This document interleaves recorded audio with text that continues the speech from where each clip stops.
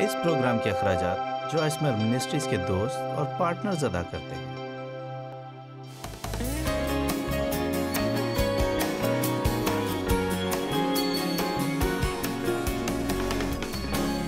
مسیحیت کوئی غیر فعال مذہب نہیں ہے۔ میں چاہتی ہوں کہ آپ یہ سنیں، مجھے یہ بہت پسند ہے۔ بائبل میں جانے کے 1542 حوالے ہیں، جبکہ ٹھہرنے کے صرف 64 حوالے ہیں۔ اس لیے جب آپ کا دماغ کہے کہ پورا دن بیڈ پر رہو، پورا دن صوفے پر پڑے رہو، تو پھر آپ کہہ سکتے ہیں کہ یہ کام نہیں ہے جو خدا مجھ سے چاہتا ہے کہ کروں، بلکہ یہ کہ میں اٹھوں اور کسی کے لیے کچھ کروں۔ میں جاؤں گی اور اپنی الماری صاف کروں گی، میں جاؤں گی۔ میرا مطلب ایسے دن بھی ہوتے ہیں جب ہم پورا دن صوفے پر لیٹنا پلان کرتے ہیں، کبھی اس کی بھی ضرورت ہوتی ہے، لیکن اگر آپ یہ کرنے والے ہیں تو کم از کم یہ بھی تھوڑے جوش و خروش سے کریں، ایسے نہ کریں، بلکہ کہیں میں اس صوفے پر لیٹی ہوں، میں اس سے لطف اٹھا رہی ہوں، خداوند کی تعریف ہو۔ کیا آپ میرے ساتھ ہیں؟ مردے خداوند کی تعریف نہیں کرتے، اور خاص طور پر مردہ مذہب خداوند کو جلال نہیں دیتے۔ بہت سے لوگ جنہوں نے مجھ پر تنقید کی وہ فریسیوں کی طرح مذہبی لوگ تھے جو کہ کچھ نہیں کر رہے تھے۔ میں حیران ہوں کہ بہت سے لوگ جو کام وہ نہیں کر رہے ہوتے اس میں سے کس طرح غلطیاں تلاش کرتے ہیں جو کہ دوسرے کر رہے ہوتے ہیں۔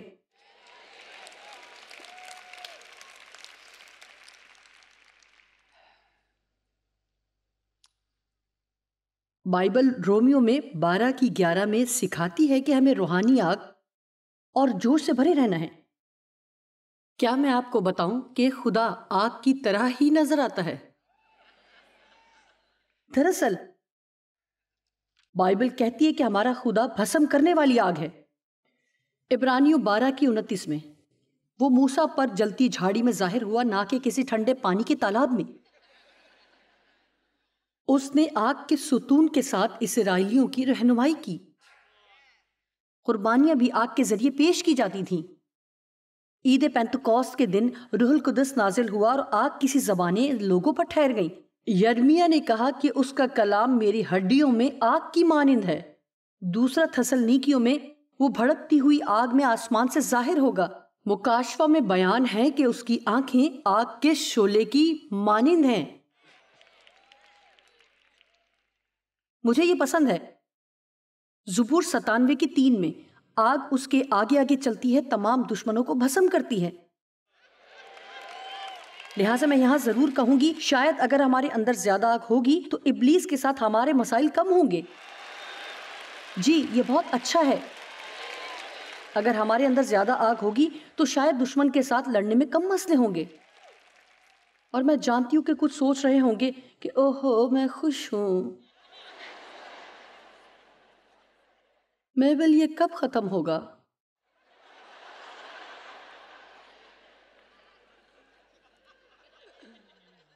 میرے ساتھ ایک مسئلہ ہے، میں نے سوچا آپ میرے ساتھ مدد کرو گی۔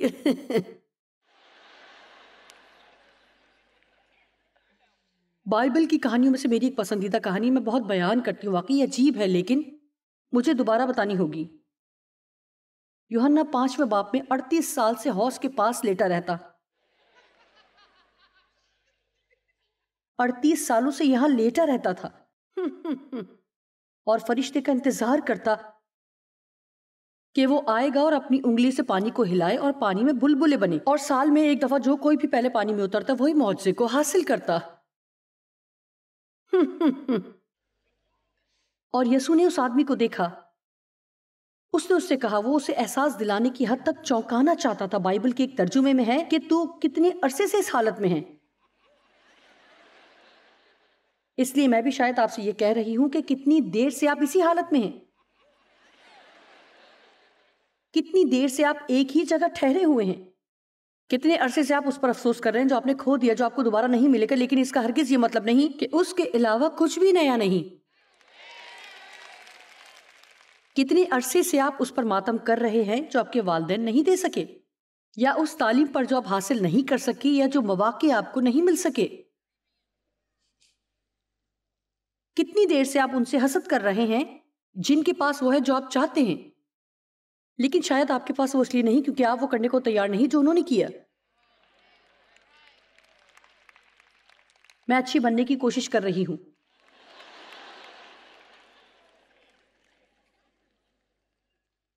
کتنی دیر سے آپ اس حالت میں ہیں؟ 38 سال؟ اور اس نے یہ کہا، اس نے کہا یوحنا 5 باب میں آپ پڑھ سکتے ہیں 1 آیت سے 8ویں آیت تک، اس نے کہا ہر دفعہ میں حوض میں اترنا چاہتا ہوں تو کوئی اور پہلے ہی اتر جاتا ہے، اور میرے پاس کوئی نہیں۔ یہ مجھے پسند ہے، مجھے حوض میں اتارنے والا کوئی نہیں۔ سمجھ آئی؟ اور جانتے ہیں یسوع نے کیا کہا؟ ایک ترجمے میں یسوع بڑے جوش سے پکارتا اور کہتا ہے، میں یہ فرض کر رہی تھی کہ وہ تھوڑا پرزور ہو گیا۔ یسوع نے کہا اٹھ۔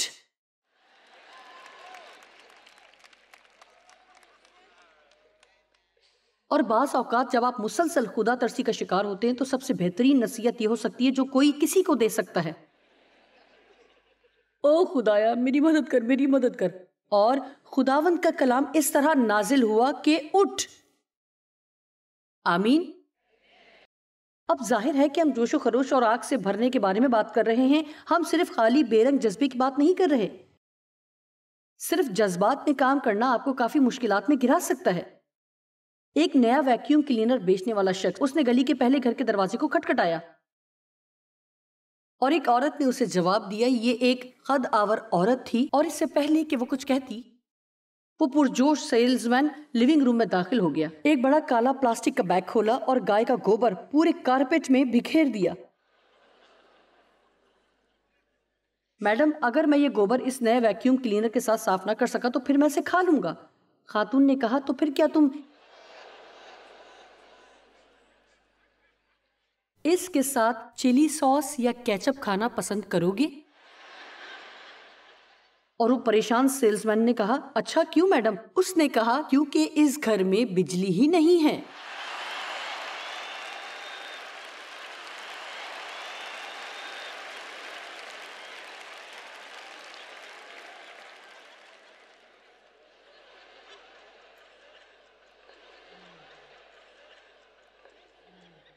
اوہو، لہٰذا آپ نے دیکھا کہ یہ صرف جذبات ہی آپ کو مشکل میں ڈال سکتے ہیں۔ اس لیے میں لوگوں کو کہتی ہوں کہ جذبات کو کم کرو اور پھر فیصلہ کرو۔ کچھ نصیحت بعض دفعہ اکثر میں خود کو بھی کرتی ہوں، بعض دفعہ، ہر بار نہیں لیکن کبھی کبھار۔ جیسے کہ میں نے کہا کہ پچھلے 2 ہفتے میری زندگی بالکل پاک ترین ہفتے نہیں گزرے، لیکن خدا ابھی بھی بھلا ہے۔ خدا کے رحم کے لیے اس کا شکریہ۔ اب کلسیوں 3 کی 23 اور 24 ہم ادھر ایک بہت بڑا سبق سیکھیں گے۔ جب آپ اٹھتے اور چلتے، اٹھ گئے اور چلے گئے، سب بدل گیا، اور آپ کو اٹھنے اور دوبارہ حاصل کرنے کی ضرورت ہے۔ اور یہ آج کا یہ کوئی مشکل پیغام نہیں، میں صرف یہ کہہ رہی ہوں کہ روح القدس سے معمور ہو، اپنے ساتھ کسی دوسرے شخص کے ساتھ ہونے کا انتظار ختم کریں، اپنی حوصلہ افزائی کریں اور خود کو ہلائیں۔ آپ کا کوئی بھی کام ہو، چاہے کوئی بھی آپ کا مقصد ہو، اگر آپ پلیٹ فارم پر ہیں یا ٹوائلٹ صاف کرتے ہیں، آپ کے کوئی بھی مقاصد ہوں، اور مجبوری سے نہیں، بھرپوری سے کریں، مجبوری سے نہیں، صرف اس یقین دہانی کے لیے۔ پولس نے کہا کہ میں اپنے جسم کو مارتا کوٹتا ہوں، لیکن بہت سے مسیح سمجھتے کہ اس نے کہا کہ میں اپنے جسم کو کھلاتا پلاتا ہوں۔ جو کام کرو جی سے کرو، یہ جان کر کہ خداوند کے لیے کرتے ہو، نہ کہ آدمیوں کے لیے۔ جانتے ہیں کہ ایک چیز جو مجھے ہمیشہ حوصلہ دیتی ہے، کیونکہ میں اسے اپنے سامنے بھی رکھتی ہوں، کہ جو میں کر رہی ہوں خدا کے لیے کر رہی ہوں، کہ یہی میری زندگی کی بلاہٹ ہے، تاکہ میں آخری دن وہاں کھڑی ہونے اور سننے کے قابل ہو جاؤں کہ شاباش اے اچھے نوکر۔ میں یہ کہنے کے قابل ہو جاؤں کہ جو کام تو نے مجھے کرنے کو دیا میں نے مکمل کر لیا۔ میں مکمل کرنے والی بننا چاہتی ہوں، نہ کہ صرف شروع کرنے والی جو کہ آگ کے ساتھ تو شروع کرتے ہیں اور کسی جگہ پر آ کر ٹھنڈی راکھ بن جاتے ہیں۔ کیا آپ کے گھر میں آتش دان ہے؟ آتش دان تب ہی اچھا ہے جب اس میں آگ بھڑک رہی ہو۔ ٹھنڈی راکھ کسی کو پسند نہیں آتی۔ جو کام کرو جی سے کرو۔ آئیں 24ویں آیت کی طرف چلیں۔ کیونکہ تم جانتے ہو کہ خداوند کی طرف سے نہ کہ آدمیوں کی طرف سے اس کے بدلے میں تم کو میراث ملے گی۔ تم خداوند مسیح کی خدمت کرتے ہو، یعنی خداوند یسوع مسیح کی خدمت کرتے ہو۔ کچھ جگہیں ایسی ہیں جہاں میرے خیال سے مشکل میں پڑ جاتے ہیں۔ ہم اسے دیکھتے تک نہیں، لیکن ایک دفعہ دیکھ لیں گے تو اسے سمجھیں گے۔ جب میں کام پر جاتی ہوں تو میں اپنے باس سے کسی طرح کی حمایت حاصل کرنے کے لیے محنت کرتی ہوں۔ اگر نہیں ملتی تو میں حوصلہ ہار جاتی ہوں اور جوش ختم ہو جاتا ہے، لیکن یہ اس لیے ہے کہ میرا مقصد غلط ہے۔ ہم زندگی میں کچھ بھی کرتے ہیں تو یہ سب خدا کے لیے کرنا ہے۔ اگر آپ بچوں کی پرورش کر رہے ہیں تو خداوند کے لیے کریں۔ اگر آپ کی شادی شدہ زندگی مشکل ہے اور آپ کو لگتا ہے کہ آپ کو ادھر ٹھہرنا ہے تو پھر آپ یہ خداوند کے لیے کریں۔ آپ کہیں کہ خداوند میں یہ تیرے لیے کر رہی ہوں، اور میں آپ کو بتاتی ہوں کہ اگر ہم لوگوں کی توجہ حاصل کرنے کے لیے کچھ کرنا ختم کر دیں اور دنیاوی انعام حاصل کرنے کے لیے کام ختم کریں تو ہم وہاں داخل ہوں گے جہاں خدا ہمیں اجر دینے کا انتظار کر رہا ہے، لیکن ہم یہ تب تک حاصل نہیں کر سکتے جب تک ہم لوگوں کے بجائے اس کے لیے زندگی گزارنا شروع نہیں کر دیتے۔ آمین۔ آپ کچھ بھی کرتے ہیں، یہاں تک کہ صبح کے وقت اچھے کپڑے پہنتے ہیں، تو یہ خدا کے لیے کریں۔ آج میں تجھے اچھی طرح پیش کرنا چاہتی ہوں۔ خدا کے ساتھ مسلسل بات چیت کرنا سیکھیں۔ اس بات چیت کو اس کے ساتھ گہری رفاقت کہتے ہیں۔ خدا ہر اس چیز کی فکر کرتا ہے جس کا تعلق آپ سے ہوتا ہے۔ ایسا کچھ نہیں جو اسے بتا نہ سکیں۔ وہ ہر وہ بات سننا چاہتا ہے جو آپ سوچتے ہیں۔ آپ اس کے ساتھ اس طرح کا رشتہ استوار کر سکتے ہیں۔ لوگوں کی طرف دیکھنا بند کریں کہ وہ آپ کو وہ دیں جو کہ صرف خدا ہی دے سکتا ہے۔ پچھلی رات بھی ہم نے اس بارے میں تھوڑی بات چیت کی جب میں نے کہا کہ دوسروں کو دیکھنا بند کریں کہ وہ آپ کو خوش کریں، کسی اور سے یہ امید کرنا ختم کریں کہ وہ آپ کو آپ کے بارے میں اچھا محسوس کروائیں۔ صرف خدا یہ کر سکتا ہے۔ آپ یہ جانیں کہ مسیح میں آپ کیا ہیں اور آپ دنیا سے ملنے والی ہر طرح سے رد کیے جانے والے احساس سے مقابلہ کر سکیں گے۔ کیا آپ نے سنا؟ جب مسیح میں آپ خود کو جانیں گے تو غیر محفوظ ہونے اور بے حد شرمیلے ہونے پر قابو پا سکیں گے جس نے آپ کو لاچار کیا، کیونکہ آپ ایک دفعہ مسیح میں خود کو جان گئے تو آپ اس پر بالکل دھیان نہیں دیں گے کہ دوسرے لوگ آپ کے بارے میں کیا سوچتے ہیں۔ دنیا میں اپنی نیک نامی سے زیادہ آسمان پر اپنی نیک نامی کے بارے میں فکر مند ہو۔ میں وہاں پر شہرت یافتہ ہونا چاہتی ہوں۔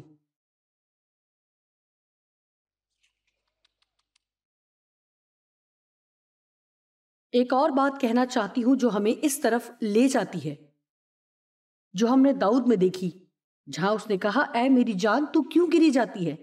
خداوند سے امید رکھ کہ وہی سب کرے گا۔ یہ ایک اور چیز ہے جس پر میں پچھلے 2 مہینے سے بات کر رہی ہوں کہ کچھ بڑی بامقصد چیزوں کی امید رکھنا شروع کریں۔ بائبل کہتی ہے کہ اپنی توقعات کا مرکز خداوند کو بنائیں۔ خدا سے توقع کریں۔ جب ہم لوگوں سے امید کرتے ہیں تو مشکل میں گر جاتے ہیں۔ میری توقع ہے کہ تم یہ کرو گے۔ جی میں نے تم سے یہ کرنے کی امید رکھی، میں امید کرتی ہوں کہ اس سے بہتر عمل کرو گے۔ میں چاہتی ہوں کہ آپ بدلیں۔ ہمیں خداوند ہی سے توقع اور امید رکھنی ہے۔ ہمیں زیادہ دعا کرنی چاہیے۔ میرے خیال سے ہم بہت سے کام خود سے کرنے کی کوشش کرتے ہیں۔ ہم سب کچھ کر لینے کا انتظار کرتے ہیں پھر دعا کرتے ہیں۔ آئے وہ لوگ بنے جو فوراً دعا کرتے ہیں۔ ہر چیز کو دعا سے ڈھانپیں، ہر جگہ ہر موقع پر دعا کریں، ہر طرح سے روح میں دعا اور منت کریں، کیونکہ میں آپ کو کچھ بتاتی ہوں، خدا کے کانوں میں ایک جملے کی ہلکی آواز میں دعا ہماری پوری زندگی کی محنت سے بڑھ کر بہت کچھ کر سکتی ہے۔ ہمارا خدا دعا کا جواب دیتا ہے، وہ دیتا ہے۔ بہت دفعہ وہ دعاؤں کا جواب دیتا ہے اور ہم اسی پر دھیان نہیں دیتے اور نہ ہی دیکھتے ہیں۔ زبور 27 باب کی 13 اور 14 آیت مجھے بہت پسند ہے اور میں بہت دفعہ شیئر بھی کرتی ہوں، امید سے بھری ہوئی۔ آئے پڑھتے ہیں۔ زبور 27 کی 13 اور 14 آیت میں لکھا ہے، اگر مجھے یقین نہ ہوتا، وہ شاید ایسے کہہ رہا ہوگا، اگر مجھے اگر مجھے یقین نہ ہوتا کہ زندوں کی زمین میں خداوند کو دیکھوں گا تو مجھے غش آ جاتا۔ ہر کوئی کہے کہ میری زندگی میں کچھ اچھا ہونے والا ہے، میرے ساتھ کچھ اچھا ہونے والا ہے، اور میرے ذریعے کچھ اچھا کام ہونے والا ہے۔ صرف یہ نہیں کہ میرے ساتھ، بلکہ میرے ساتھ اور میرے ذریعے۔ میں نے صبح کہا کہ آج میں اچھی خبر کی امید کر رہی ہوں۔ میں توقع کر رہی ہوں کہ وہاں جاؤں گی اور میٹنگ اچھی ہوگی۔ میں اس وقت تک انتظار نہیں کرتی کہ سب کچھ کس طرح ہونے والا ہے۔ میرا مطلب، جی ہاں، حقیقت میں ہم سب نے دیکھا ہے کہ نتیجہ کیا ہے، لیکن جانتے ہیں کہ کچھ بھی توقع نہ کرنے سے آپ کچھ حاصل نہیں کرتے، بلکہ میں بہت کچھ کی توقع کروں گی اور آدھا تو پاؤں گی، اس کے بجائے کہ تھوڑا پاؤں اور تھوڑا پاؤں۔ آپ کیا توقع کر رہے ہیں؟ کیا آپ اپنی زندگی میں کوئی پختہ توقع رکھتے ہیں؟ میں نے یہ پیغام آفس کے چیپل میں سکھایا، اور مجھے ایک عورت کی رپورٹ ملی۔ اس نے کہا، یہ واقعی ہوتا ہے۔ اس کا ایک بیٹا تھا جو کہ اسے بہت تکلیف دیتا تھا۔ وہ نوجوان تھا اور ایک دوسرے کو کھانے کو دوڑتے تھے، اور اس نے کہا، میں اس حد تک پہنچ گئی تھی کہ گھر جانے سے بھی خوفزدہ تھی۔ اس نے کہا، اس رات جب وہ گھر جا رہی تھی اور میرے اندر ہی خوف تھا، میں نے آپ کے پیغام پر عمل کرنے کا ارادہ کیا۔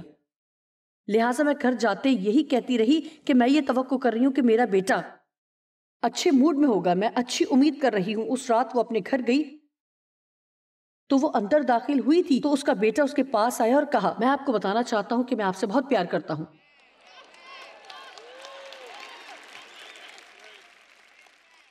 میں آپ کو کوئی گارنٹی نہیں دے سکتی کہ آپ ہمیشہ ہی اتنی جلدی نتائج حاصل کریں گے، لیکن اگر آپ غلط چیزوں کی توقع میں ہیں تو آپ اپنی مدد نہیں کر سکتے، اور اگر کچھ بھی توقع نہیں کر رہے تو اپنے لیے کچھ نہیں کر سکتے، لیکن آپ اپنے لیے کچھ کر سکتے ہیں۔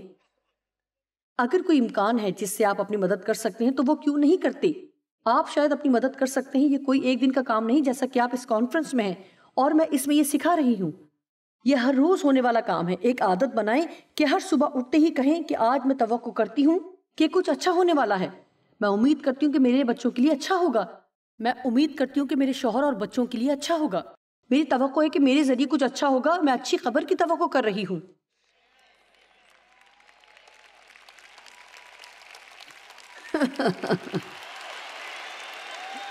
اور ابھی بھی مجھے لوگ ایسے بیٹھے نظر آ رہے ہیں۔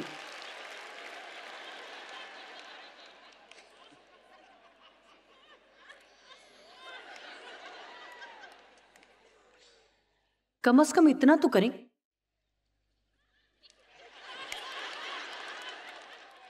دیکھیں، ہمیں جوشیلا ہونا ہے، ہمیں پرجوش ہونا ہے۔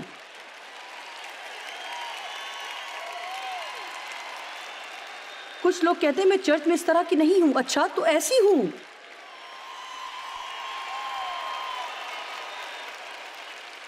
تھوڑا سا شور خدا کو خوف زدہ نہیں کرتا۔ خاموش ہونے میں بھی کوئی برائی نہیں، لیکن ہمیں زیادہ پرجوش ہونا چاہیے۔ جی، میں چاہتی ہوں کہ ایسا محسوس کروں جیسے کہ آپ نے تو پورا پیغام مس کر دیا۔ میں آپ کو کچھ بتاتی ہوں، اگر آپ کوئی اور چیز یاد نہیں کرتے تو میں کہتی ہوں کہ آج یاد کریں۔ آپ کے احساسات آپ کے فیصلوں کا پیچھا کریں گے۔ کیا آپ نے سنا کہ آپ کے احساسات آپ کے فیصلوں کے مطابق ہوتے ہیں؟ ایسا نہیں کہ آپ محسوس کریں پھر فیصلہ کریں۔ آپ فیصلہ کرتے ہیں کیونکہ آپ اپنے احساسات کے مالک ہیں۔ آپ فیصلہ کرتے ہیں کہ آپ کیا کرنے والے ہیں، اور آپ کے احساسات اسے سمجھ پائیں یا نہ سمجھ پائیں، لیکن میں یہ کروں گی چاہے میں اسے محسوس کروں یا نہ کروں۔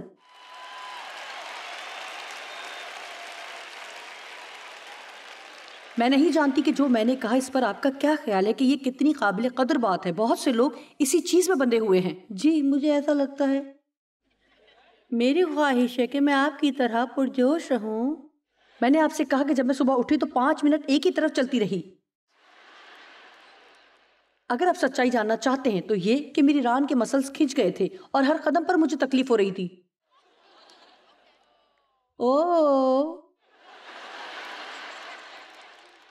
لیکن میں گھر میں رہنے کا سوچ بھی نہیں سکتی تھی، میرا یہ انتخاب نہیں۔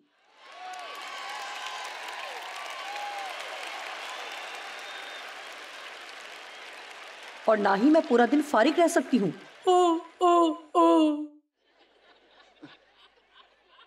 ए टांग, मैं जा रही हूँ, तुम मेरे साथ जा सकती हो या घर में रह सकती हो, लेकिन मैं जा रही हूँ।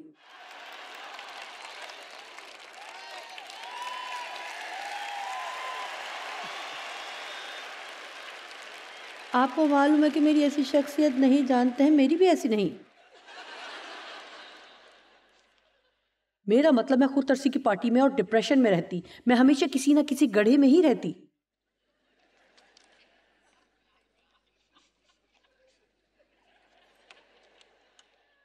क्या किसी को उस गधे के बारे में पता है जो गड्ढे में गिर गया था? क्या आपने कभी इस गधे का नहीं सुना जो कि गड्ढे में गिर गया था? अच्छा, दोबारा बताने के लिए काफी है, क्योंकि मुझे महसूस हो रहा है कि मैं इसे बताऊं। किसी किसान का गधा गड्ढे में गिर गया। किसान ने नीचे देखा और सोचा कि उसे इसमें से निकालना मुश्किल होगा। वो बूढ़ा है, मेरे ख्याल से मैं उसे उधर ही रहने दूं। कुछ हमसायों को बुलाता है और कहा मुझे आपकी मदद चाहिए कि इस गधे को दफन करूं। लिहाजा उन्होंने गधे पर मट्टी डालना शुरू कर दी।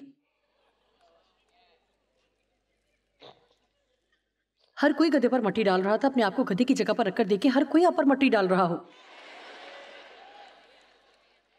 उनका मंसूबा भी इब्लीस के मंसूबे की तरह आपको दफन करना है। शुरू में गधा रहम भरी आवाज से चिल्ला रहा था। वो ऐसी आवाजें निकालता, मुझे आता नहीं है। मैं बिल्कुल गधे की तरह नहीं कर रही, लेकिन छोड़ें। वाकई उसकी आवाज बहुत बुरी थी और थोड़ी देर के बाद उसे मालूम हुआ कि उससे कुछ नहीं हो रहा। जी हाँ, इसमें एक पैगाम है। ओह, कोई मुझ पर मट्टी डाल रहा है। इससे वो रुक नहीं रहे। उसने नया मंसूबा बनाया। वो उस पर मट्टी डालते और वो उसे झाड़ता और एक ढेर पर दूसरा ढेर लगाने लगे। वो उस पर मजीद मट्टी डालते और वो उसे झाड़ता और उसके ऊपर चढ़ता जाता। उन्होंने थोड़ी मट्टी डाली, वो उस मट्टी को झाड़ कर ऊपर चढ़ गया। बहुत जल्द वो इस तरीके से गड्ढे में से निकल गया।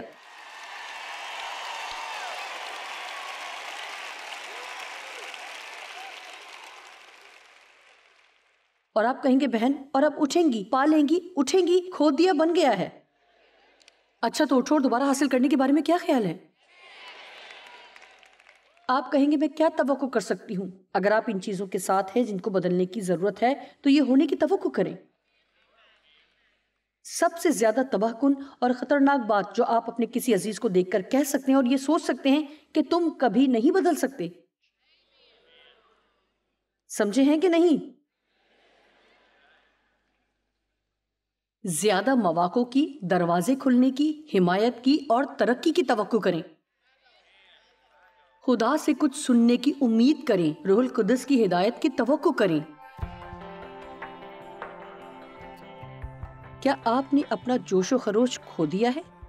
अच्छा, तो एक रास्ता है जिससे आप इसे बढ़ा सकते हैं। वो ये कि एहतियात से हर वक्त शुक्रगुजारी करते रहें।